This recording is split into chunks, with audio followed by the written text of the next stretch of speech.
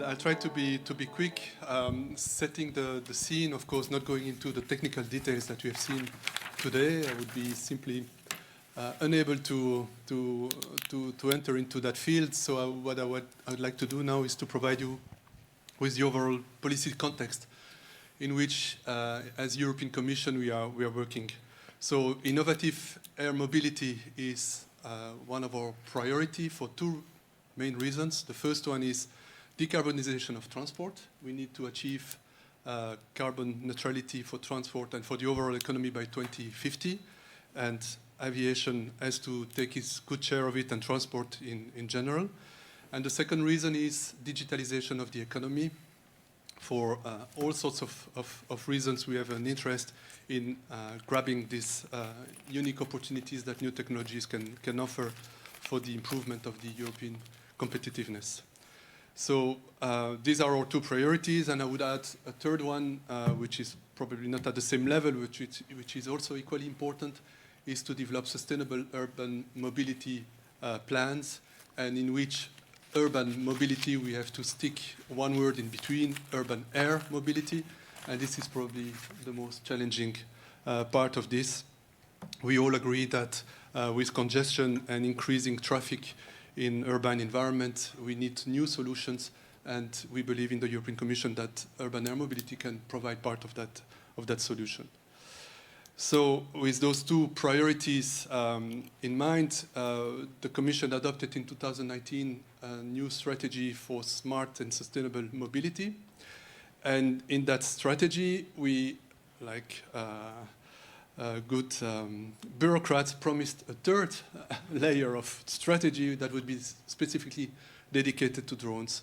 And that would be the Drone Strategy 2.0 for the development of the drone ecosystem in Europe. We have been working with member states for the last 4 years now, since 2018, since drones became part of the EU competence through the adoption of the new EASA basic regulation. So we have working closely with member states, with EASA, in developing new regulations. You know that we have common technical requirements and operational requirements for drone operations in place already, and gradually becoming applicable. And in 2021, we had the use-based regulation, which will become applicable next year.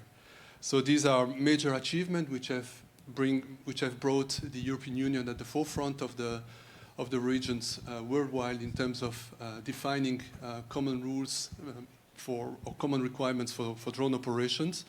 And in the wake of the adoption of this smart and sustainable mobility strategy, announcing the drone strategy, we have had now an occasion to review our priorities. Is it the right one? No? Yes. So we are now in the process of preparing the Drone Strategy 2.0. For this, we have taken several actions, and to start with widespread consultation.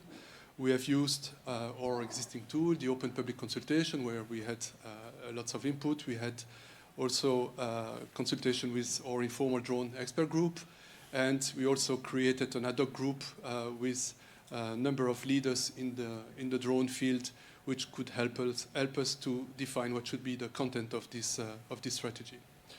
So our objective is to define a high-level vision for the drone sectors for 2030. This is our horizon line. And attached to that vision, defined concrete objectives, measurable objectives, and also a set of initiative actions that should be taken at the EU level to make our drone dream a reality. We have grouped a number of thematic areas on which we are working on. Most of them have been inspired by the outcome of our consultation. And they will be articulated on two groups of measures aimed at supporting the development of the European drone services market. So the ecosystem in general, with all its components, from the operators to the end users, passing by the use-based service providers, by the CISP, and all the economic players that you could think of in the aviation value chain, in the drone value chain. And another important element, which was also included in the preparation of the strategy, it's to try to find synergies between the civil and military sectors in order to help cross fertilization between the two sides, and make each sectors benefiting from whatever can be found useful and interesting from a technical point of view for both sectors. So this is also important for the overall aviation sectors in general, because this process of automation and digitalization will have spillover effect in traditional aviation as well. And this is also one of the important benefits that we are expecting from the development of the drone sectors. So to conclude, there is no doubt, and I was a bit surprised when Michael asked me to say a few words about how SAFIR-Med is meeting or complying with the Commission's priorities in terms of drones, because it's so obvious. It's clear. What we have seen today, it's exactly what we have in mind, and we would like to see duplicated, replicated everywhere in the European Union. The SAFIR-Med project was not only timely in terms of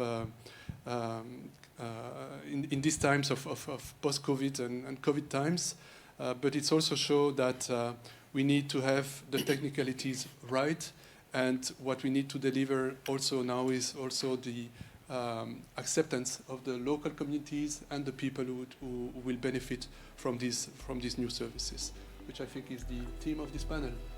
Indeed it is. Indeed it is. Thank you. Thank you very much for setting the scene from a policy perspective.